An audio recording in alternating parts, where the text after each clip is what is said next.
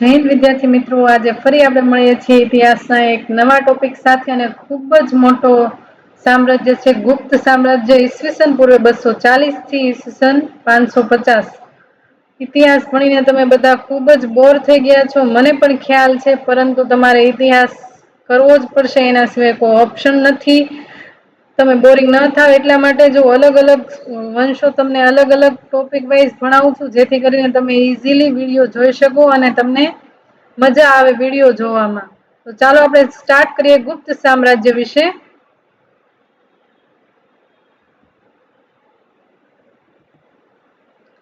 ગુપ્તો કોણ હતા? સૌપ્રથમ આપણે માહિતી મેળવીએ। ગુપ્તોની ઉત્પત્તિ તેમના નિવાસ સ્થાન વિશે હંમેશા વિવાદાસ્પદ મુદ્દો છે। કાશી પ્રસાદ જે છે એના મત અનુસાર ગુપ્ત સમ્રાટ જાટ અને મૂળ પંજાબના વતની હતા। ચંદ્રભૂમિના વ્યાકરણ ગ્રંથમાં ગુપ્તોને ચટ અથવા જાટ કહ્યા છે, જ્યારે વિષ્ણુ પુરાણમાં ગુપ્તોને મગધના નિવાસી કહ્યા છે। ગુપ્ત વંશીય લોકો ધારણ ગોત્રના હતા, જેનું પ્રમાણ પ્રભાવતી ગુપ્તના પૂના તામ્રપત્રમાં મળે છે। સ્મૃતિઓ અનુસાર નામના અંતે ગુપ્ત શબ્દ જોડાવાથી તેમની વિશેષતા વેશ્યોની હતી। હવે ગુપ્તો વિશે સાહિત્ય, કયા સાહિત્યમાં ગુપ્તો વિશે માહિતી મળે છે, તો આ ખાસ તમારે યાદ રાખવાનો પોઈન્ટ છે। વિશાખા દત્તનું દેવી ચંદ્રગુપ્તમ, પછી કાલિદાસનું ઋતુસંહાર, કુમાર સંભવ અભિજ્ઞાન શાકુંતલમ, મેઘદૂત, શુદ્રકનું મુચ્છકટિકમ, વાત્સ્યાયનનું કામસૂત્ર, આ તમારે ખાસ પોઈન્ટ યાદ રાખવાના છે, કારણ કે તમને પૂછાઈ શકે કે ગુપ્તો વિશે તમને માહિતી શેમાંથી મળે છે, કયા સ્ત્રોતમાંથી મળે છે। આગળ વાત કરીએ કે ગુપ્ત રાજવંશના પ્રારંભિક શાસકો કોણ હતા, તો શ્રીગુપ્ત સૌ પ્રથમ ઈસવીસન 240 થી 280। સમુદ્રગુપ્તના પ્રયાગ પ્રશસ્તિ અભિલેખ, કુમાર ગુપ્તના બિલસડ અભિલેખ તથા સ્કંદગુપ્તના ભીતરી સ્તંભલેખમાં ગુપ્ત રાજાઓની વંશાવલી આપવામાં આવી છે। આ ખાસ તમારે યાદ રાખવાની છે, ગુપ્ત રાજાઓની વંશાવલી કયા કયા અભિલેખમાં આપેલી છે। બિલસડ અભિલેખ, ભીતરી અભિલેખ, પ્રયાગ પ્રશસ્તિ અભિલેખ। ગુપ્ત વંશના આદિ પુરુષ તરીકે શ્રીગુપ્ત હતા। ગુપ્તને ગુપ્ત કહેવાય છે, શ્રીગુપ્તને ગુપ્ત કહેવાય છે, એમ માનવાચક નામ છે, જેની ઉપાધિ મહારાજ હતી। જે તે વખતની એક સામંતી રાજાની ઉપાધિ રહેતી હતી, તેથી તે કુષાણોના સામંત હોવાનું માનવામાં આવે છે। ગુપ્ત વંશનો ખરો સ્થાપક શ્રીગુપ્ત છે એવું મનાય છે। આગળ વાત કરીએ ઘટોત્કચ, ઈસવીસન 280 થી ઈસવીસન 319। શ્રીગુપ્તનો પુત્ર ઘટોત્કચ, તેના પછી ગાદીએ શ્રીગુપ્ત પછી ઘટોત્કચ ગાદી આવે છે, જે મહારાજની ઉપાધિ ધારણ કરે છે। તે પોતે સ્વતંત્ર શાસક ન હતો। પ્રભાવતી ગુપ્તના પૂના અભિલેખ તથા સિદ્ધપુર તામ્રપત્ર, સ્કંદગુપ્તના સુપિયા અભિલેખ અનુસાર ઘટોત્કચને ગુપ્ત વંશનો પ્રથમ રાજા ગણવામાં આવે છે।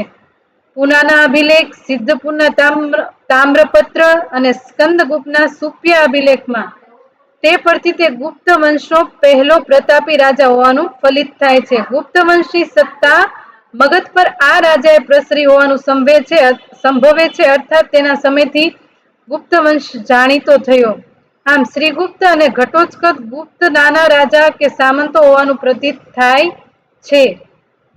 આગળ વાત કરીએ ખાસ મહત્વના રાજા ચંદ્રગુપ્ત પ્રથમ ઈસવીસન 319 થી 350।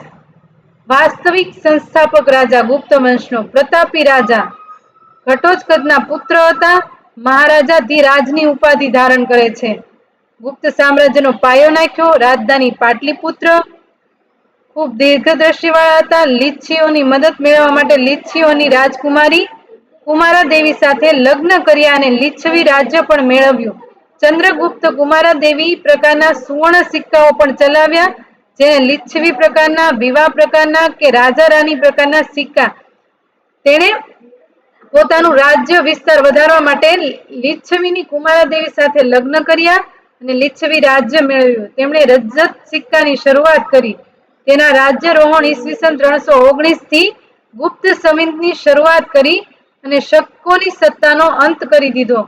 તેના સમયમાં ગુપ્તો સામંતી સ્થિતિ છોડી દીધી, સંપૂર્ણ શાસકો બન્યા। વૃદ્ધાશ્રમમાં તેમના પુત્ર સમુદ્રગુપ્તને તેણે ગાદી સોંપી દીધી અને તેની મહાનતાનો પરિચય કરાવ્યો। તેણે ઉત્તર પ્રદેશ, બિહાર, બંગાળમાં કેટલાક પ્રદેશો જીત્યા હતા।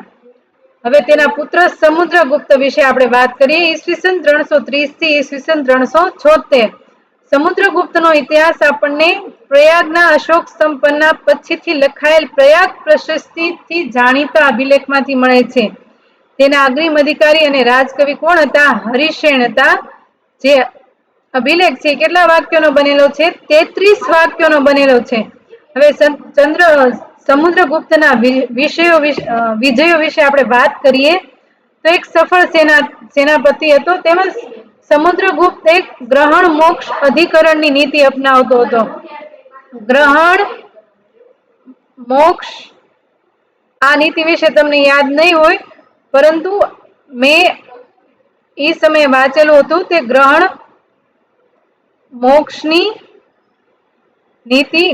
મોક્ષની નીતિ અપનાવતો. એટલે સૌથી પહેલા તે રાજ્યો જીતતો, પછી તે રાજા તેની માફી માંગતા હતા, ત્યારબાદ તે તેને મોક્ષ આપી દેતો, એટલે માફી આપી દેતો હતો. તેનું રાજ્ય મેળવીને તે તેના સામંતી બનીને રહે ઈ શરતે તેને માફી આપીને છોડી મૂકતો હતો. યુદ્ધ થકી કરેલા વિજયોને આર્યવતના હતા. ઉત્તરાપથ અને દક્ષિણ પથના વિજયો તરીકે ઓળખવામાં આવે છે. તો આર્યાપથ એટલે કે ઉત્તરાપથના યુદ્ધો. સમુદ્રગુપ્તના વિજયો વિશે કવિ હરિશેણે પ્રયાગ પ્રશસ્તિમાં વિસ્તૃત માહિતી આપી છે. તેના અનુસાર સમુદ્રગુપ્તને આર્યવતના 3 મહારાજાઓને હરાવ્યા હતા. અચ્યુત, નાગસેન અને કુલજ નામના રાજાઓને તેણે હરાવ્યા હતા. ઉપરાંત તેણે ગંગાખીણ અને તેની આસપાસના પ્રદેશોમાં રહેલી તમામ સત્તાઓને હરાવી ગુપ્ત સામ્રાજ્યનો પ્રસાર કર્યો હતો. ત્યારબાદ દક્ષિણાપથના યુદ્ધ વિશે વાત કરીએ તો તેણે દક્ષિણાપથના 12 રાજાઓને હરાવ્યા હતા, જ્યારે ઉત્તરાપથના 3 રાજાઓને હરાવ્યા હતા. તેનો ઉલ્લેખ પણ અલ્હાબાદના પ્રયાગ પ્રશસ્તિમાં જોવા મળે છે. તે રાજાઓને જીતી ત્યારબાદ તેમને મુક્ત કરી દેતો અને ખંડણી ગ્રહણ કરી. તે જ નીતિ કઈ હતી? ગ્રહણ મોક્ષ અધિકરણની નીતિ હતી. તેણે પોતાનું આધિપત્ય સામંતશાહી પદ્ધતિથી સ્થાપિત હોવું જોઈએ. તેના અન્ય વિજયો વિશે વાત કરીએ તો બંગાળ, કામરૂપ, નેપાળ, માલવ, યોધેય, મદ્ર અને આભીરો સાથેના યુદ્ધોનો સમાવેશ થાય છે. ઘણા બધા રાજાઓ તેમની પુત્રીના લગ્ન પણ સમુદ્રગુપ્ત સાથે કર્યા. આવી જ રીતે ઉત્તરકાલીન કુષાણો કેટલાક શક નાયકો, વાયવ્યના વિદેશી શાસકો, શ્રીલંકા સહિતના અનેક શાસકોએ સમુદ્રગુપ્તનું આધિપત્ય સ્વીકાર્યું હતું. ગુપ્ત સામ્રાજ્યની સરહદો વધારી દૂર દૂરના શાસકો તેનું આધિપત્ય સ્વીકાર્યું. એટલા માટે સમુદ્રગુપ્તને શું કહેવામાં આવે છે? ભારતનો નેપોલિયન તરીકે ઓળખવામાં આવે છે. એક ઉત્તરાપથ અને દક્ષિણાપથનું યુદ્ધ ખાસ યાદ રાખવા જેવું. ત્યારબાદ ખૂબ જ મહત્વના રાજા ચંદ્રગુપ્ત દ્વિતીય એટલે કે વિક્રમાદિત્ય ઈસવીસન 380 થી 412. ગુપ્ત અભિલેખો અનુસાર તે સમુદ્રગુપ્તના ઉત્તરાધિકારી તરીકે ગાદી પર આવ્યો. જ્યારે કેટલાક સાહિત્યિક સ્ત્રોતોમાં સિક્કાઓમાં એક અન્ય રાજા રામગુપ્તનો પણ ઉલ્લેખ થયો છે. મહાન નાટ્યકાર વિશાખા દત્તના નાટક દેવી ચંદ્રગુપ્તમાં ચંદ્રગુપ્ત બીજાએ રામગુપ્તની હત્યા કરી અને પોતે ગાદી પર બેઠો હતો. જ્યારે ઇતિહાસના મત મુજબ ચંદ્રગુપ્ત બીજાનો મોટો ભાઈ રામગુપ્ત ગાદી પર બેઠો અને શક રાજા સામે હાર્યો હતો. રાજ્ય બચાવવા પોતાની રાણી ધ્રુવસ્વામીની તે શકોને હવાલે કરવા તૈયાર થયો. ત્યારે ચંદ્રગુપ્ત બીજાએ ધ્રુવસ્વામી દેવીને બચાવવા શક રાજા સામે લડવાનો નિર્ણય કર્યો અને ધ્રુવસ્વામીની વેશમાં શક છાવણીમાં જઈ રાજાની હત્યા કરી વિજય પ્રાપ્ત કર્યો. ત્યારબાદ ભાઈ રામગુપ્તની હત્યા કરી અને ભાભી ધ્રુવસ્વામીની સાથે તેણે લગ્ન કરી લીધા. ગુપ્ત રાજ્યનું ગૌરવ પાછો મેળવી તેણે ગાદી પાછી મેળવી લીધી. કાવ્ય મીમાંસા અને હર્ષચરિતમાં પણ આ ઘટનાનો ઉલ્લેખ જોવા મળે છે. આગળ વાત કરીએ ચંદ્રગુપ્ત દ્વિતીય વિશે. તેણે નાગવંશ સાથે લગ્ન વાજબી સંબંધો બાંધ્યા. રાજકુંવરી કુબેરનાગા સાથે લગ્ન કર્યા. કુબેરનાગાથી થયેલ પુત્રી પ્રભાવતીને વકાટક રાજા રુદ્રસેન બીજા સાથે પરણાવી. ગુજરાતના શક રાજા રુદ્રસેન ત્રીજાને હરાવી શક રાજ્યને ગુપ્ત સામ્રાજ્યમાં જોડી દીધું. ગુજરાતમાં સૌરાષ્ટ્ર રાજ્યોને પશ્ચિમ માળાના વિશાળ પ્રદેશ આવી જેથી ગુપ્ત સામ્રાજ્યમાં ભળ્યા હતા. તેણે ગુજરાતના સૌરાષ્ટ્ર અને માળવા વિજયની યાદમાં તેમણે સિંહ વિક્રમની ઉપાધિ ધારણ કરી હતી અને સિંહ સંવંતની પણ શરૂઆત કરી હતી. તેમણે બંગાળના વિજયનો ઉલ્લેખ પણ કરવામાં આવ્યો છે. ચંદ્રગુપ્ત દ્વિતીય ગુપ્ત સામ્રાજ્યનો સૌથી મહાન વિજેતા હતો, કારણ કે તેણે સામ્રાજ્યની સીમાઓ પશ્ચિમથી સૌરાષ્ટ્રથી લઈને વાયવ્ય હિંદ અને પૂર્વમાં હિંદ બંગાળ સુધી વિસ્તારી હતી. મોહરોલી લોહ સ્તંભ દિલ્હીમાં જે આવેલો છે, તે ચંદ્રગુપ્ત દ્વિતીય સમયમાં ચીની પ્રવાસી ફાહિયાન ભારતની મુલાકાતે આવ્યો હતો. તેણે તેના શાસન વિશે વાત કરી હતી અને ભારત વિશે મહત્વપૂર્ણ માહિતી લખી છે. અને આ જે દિલ્હી લોહ સ્તંભ છે, તે ઐતિહાસિક સામગ્રી પૂરી પાડે છે. ચંદ્રગુપ્ત દ્વિતીય સાહિત્ય અને કલાનો પુરસ્કર્તા હતો. કાલિદાસ અને તેના રાજ દરબારની મહાન શોભા અને અણમોલ રત્ન સમાન હતા. ત્યારબાદ વાત કરીએ કુમારગુપ્ત, ઈસવીસન 412 થી ઈસવીસન 455. તે કોનો ઉત્તરાધિકારી હતો? ચંદ્રગુપ્ત દ્વિતીયનો. તેનો પુત્ર કુમારગુપ્ત હતો. તેના વિશે માહિતી ભિલસા અભિલેખમાંથી મળે છે. આ અભિલેખ પ્રમાણે 4 સમુદ્ર પાર કરી તેની કીર્તિ પ્રસરી હતી. મંદસોરમાં પણ તેનો શિલાલેખ મળી આવ્યો છે. તેને આખી પૃથ્વી ઉપર શાસન કરતો રાજવી કહ્યો છે. દામોદરપુર રામપત્રમાં તેમને મહારાજા ધ્રિરાજ તરીકે ઓળખાય છે. ભારતના મધ્ય અને પશ્ચિમ ભાગોમાંથી તેના અભિલેખો અને સિક્કાઓ મોટા પ્રમાણમાં મળી આવ્યા છે. મગધ, બંગાળ અને ગુજરાત તેના શાસનના મુખ્ય કેન્દ્રો હતા. વારસામાં આપેલ સામ્રાજ્ય તેને સાચવી રાખ્યું હતું. તેના સમયમાં વિદેશી આક્રમણો થવાની શરૂઆત થઈ હતી. વિધાન વાક્યમાં પૂછાઈ શકે. હુણ આક્રમણોને પણ તેના પુત્રે સફળતાપૂર્વક મુકાબલો કર્યો હતો અને અન્ય રાજ્યો સાથે બાંધેલા સંબંધો તેણે જાળવી રાખ્યા હતા. નાના નાના પોઈન્ટ તમારે યાદ રાખવાના છે, જે મેં ટીક કરેલા છે. આગળ વાત કરીએ સ્કંદગુપ્ત, ઈસવીસન 455 થી ઈસવીસન 467. કુમારગુપ્ત બાદ તેનો ઉત્તરાધિકારી અને ખૂબ જ શક્તિશાળી રાજા સ્કંદગુપ્ત હતો. તેના સમયમાં હુણોનો ભય ઉભો થયો હતો.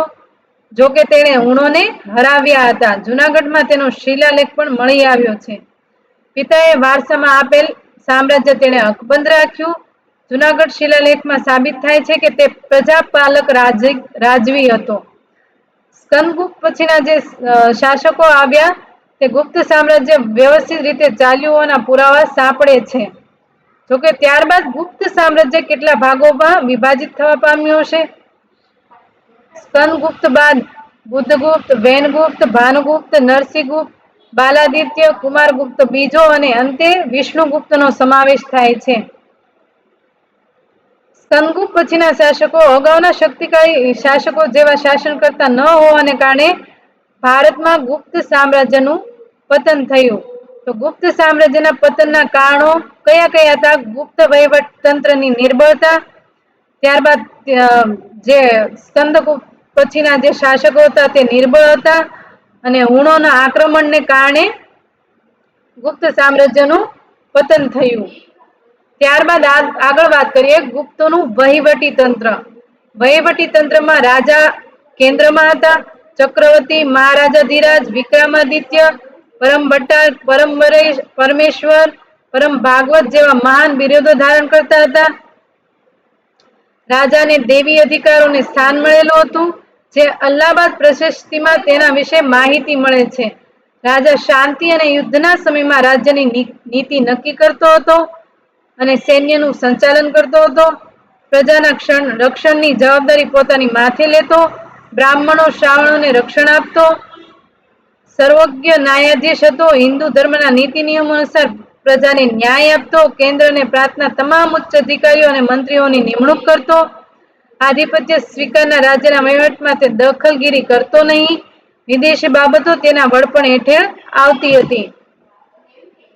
ત્યારબાદ મંત્રી પરિષદ અને અધિકારીઓ વિશે વાત કરીએ તો મદદ કરવા માટે એક મંત્રી પરિષદ રહેતી, જે રાજા સાથે વહીવટી તંત્ર ચલાવવા માટે તેની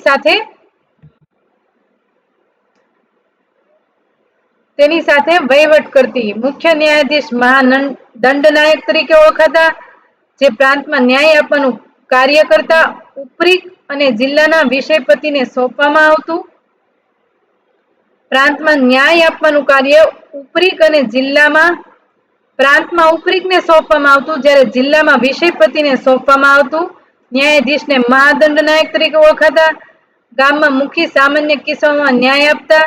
ચીની પ્રવાસી ફાહિયાના મત અનુસાર ગુપ્ત સામ્રાજ્યમાં મૃત્યુદંડની સજાનો અભાવ હતો. વિધાન વાક્યમાં પૂછાઈ શકે. રાજમહેલના રક્ષકોના વડાને મહાપ્રતિહાર, રાજ્યમાં થતા સમારોહ અને રાજમહેલના કાર્યક્રમોને વ્યવસ્થિત સપતિપાલ નામનો અધિકારી કરતો. દૂતક ગુપ્તચર તંત્ર સાથે સંકળાયેલો અધિકારી હતો. આમાં જે અધિકારીઓના નામ આપ્યા છે તે તમારે યાદ રાખવાના છે કે દૂતક શું કામ કરતો, ગુપ્તચર તંત્ર સાથે સંકળાયેલો હતો. આગળ વાત કરીએ લશ્કર વિશે. આપણે આગળ જોયું કે સર્વોચ્ચ લશ્કરી વડો રાજા હતો, જે વિશાળ સૈન્ય રાખતો. યુદ્ધ મંત્રીને શું કહેવાતું? સંધિ વિગ્રહ કહેવામાં આવતો. જ્યારે તેના હાથ નીચે સંધિ વિગ્રહના હાથ નીચે મહાલા દ્રિકૃત નામના લશ્કરી વડાનો ઉલ્લેખ જોવા મળે છે. હાથીઓના વડાને પિલુપતિ, અશ્વદળના વડાને અશ્વપતિ, પાયદળના વડાને નરપતિ કહેવામાં આવતા. લશ્કરને રોકડમાં પગાર આપવામાં આવતો. વિશિષ્ટ અધિકારી રણ ભાંડારિક નામનો જોવા મળે છે. તે શસ્ત્ર નિર્માણ કરી લશ્કરને પૂરું પાડવાની કાર્યવાહી સંભાળતો. મહેસૂલી તંત્ર વિશે વાત કરીએ કે રાજ્યની આવકનો મુખ્ય સ્ત્રોત શું હતું? જમીન મહેસૂલ હતો. ગોપાશમીન અને અક્ષપટલા દ્રિકૃત મહેસૂલી તંત્રના સર્વોચ્ચ વડા હતા. મહેસૂલ નક્કી કરવાનું અને હિસાબ રાખવાનું કામ કરતા. દસ્તાવેજ તૈયાર કરી તેને દફતર રાખનાર વાહન અધિકારીને પુસ્તપાલ કહેવામાં આવતા. જે દફતરે રાખનાર વાહન અધિકારી હોય તેને પુસ્તપાલ કહેવામાં આવતા. તે જમીનનું સર્વેક્ષણ અને માપ કરાવતો. રાજ્યનું સમગ્ર તંત્ર મહેસૂલી તંત્રની સુચારુ ઘેટા નીતિને આભારી હોવાથી રાજા પોતે મહેસૂલના વહીવટી તંત્રમાં ખૂબ જ કાળજી લેતા. કઈ નીતિ હતી? ઘેટા નીતિ. કામંદકના નીતિસાર અને નારદ સ્મૃતિમાં જણાવ્યા પ્રમાણે ગુપ્ત સામ્રાજ્યમાં મહેસૂલનો દર આવકનો કેટલો ભાગ હતો? 6ઠ્ઠો ભાગ હતો. ખાસ યાદ રાખવા જેવું. વેપારીઓ વાણિજ્ય કર હતો તેને શુલ્ક કહેવામાં આવતું. વિષ્ટિ અને ભલી જેવા અન્ય પ્રકારના કર રૂપે લેવાનો રાજાને અધિકાર હતો. રાજકુળની જમીન અને જંગલમાંથી મળતી આવક રાજા પોતાની ગણતા. તેમજ ખાણોમાંથી મળતી ખનિજ તત્વો, રત્નો ઉપર રાજાનો અધિકાર હતો. એ રીતે મીઠાના ઉત્પાદન પણ તેઓ કર લેતા હતા. આગળ વાત કરીએ ગુપ્તકાલીન અર્થવ્યવસ્થા. તેમાં પહેલા વાત કરીએ કૃષિ. જમીનના વિવિધ પ્રકારનો ઉલ્લેખ છે ગુપ્તોના અભિલેખોમાં. ખેડાતી જમીનને ક્ષેત્ર કહેવાતું, જ્યારે પડતર જમીનને અપ્રહત કહેવાતી. ખાસ યાદ રાખવાનું. અભિલેખો પરથી જણાય છે કે રાજા એ કર્તવ્ય છે કે પડતર જમીનને ખેડવા યોગ્ય બનાવે. જમીનનું વર્ગીકરણ ફળદ્રુપતા અને ઉપયોગિતાને આધારે કરવામાં આવતું. જમીન માપણી માટે નિવર્તન, કુલ્યવાપ અને દ્રોણવાપ જેવા શબ્દો વપરાતા હતા. ખાસ યાદ રાખવા જેવું. એ સમયે ઘઉં, જવ, ડાંગર, કઠોળ, શાકભાજી, કપાસ અને શેરડી જેવા મુખ્ય પાકો હતા. મકાઈ, બટેટા, ટમેટા જેવા પાકોથી અજાણ હતા. ખાસ યાદ રાખવા જેવો પોઈન્ટ. સુદર્શન તળાવનું સ્કંદગુપ્તના સમયમાં ફરીથી સમારકામ કરવામાં આવ્યું. કુવામાંથી પાણી ખેંચવાની પદ્ધતિ પ્રચલિત ક્યારે થઈ? ગુપ્ત કાળમાં. થડા અને સાંકળને ચક્ર ગતિમાં રાખીને થશ સતત ભરાતા રહે અને બહાર ખેતરમાં બનાવેલા પાકા થાળામાં ખાલી થતા રહે. વૈજ્ઞાનિક ગોઠવણી આવી રીતે કરવામાં આવતી. આ યંત્રને વહી યંત્ર કે અરપટ તરીકે ઓળખવામાં આવતું.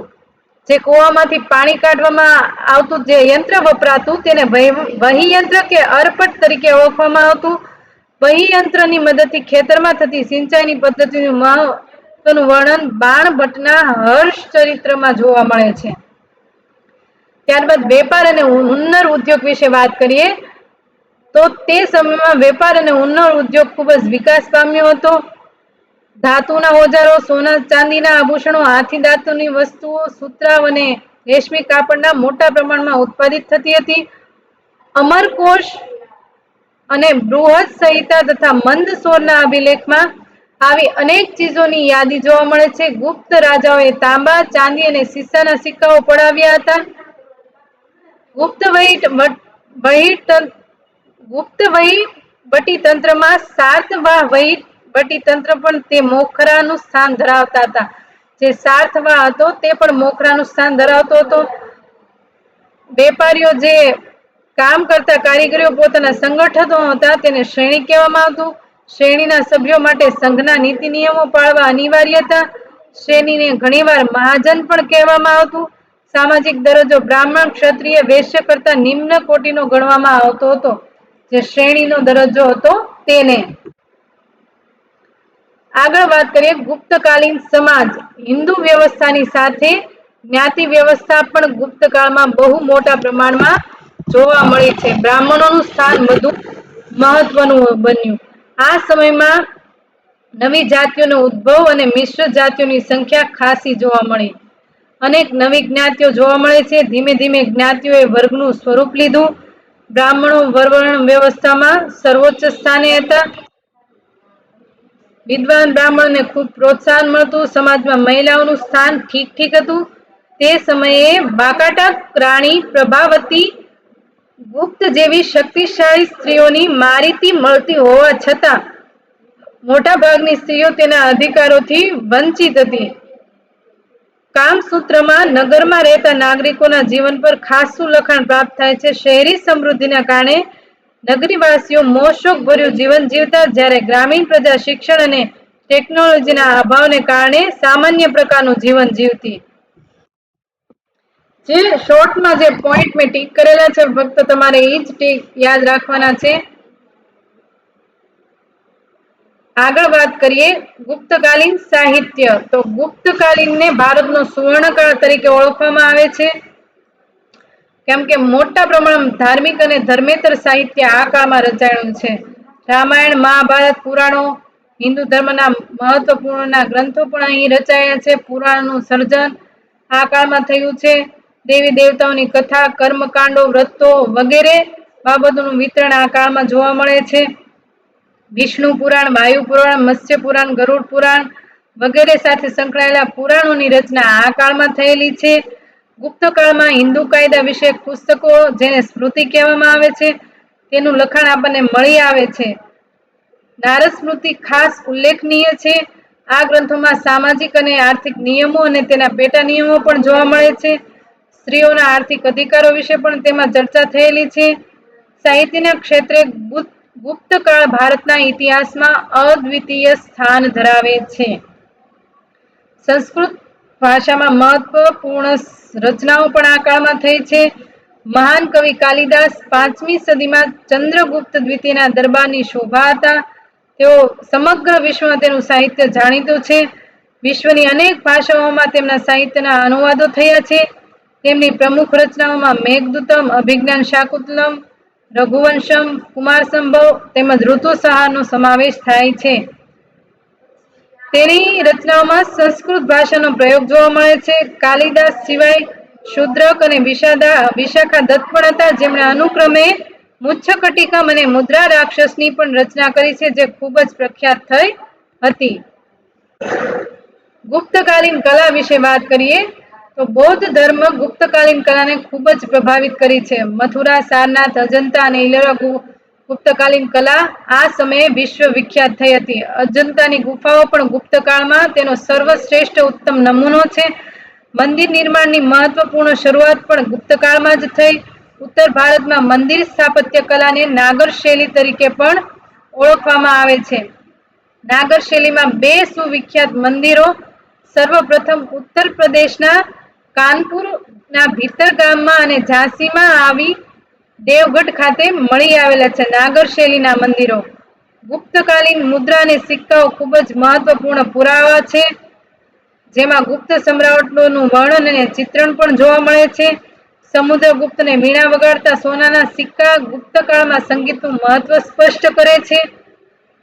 ગુપ્ત રાજાઓ અશ્વમેઘ યજ્ઞની મુદ્રાઓ પણ પ્રચલિત કરી હતી.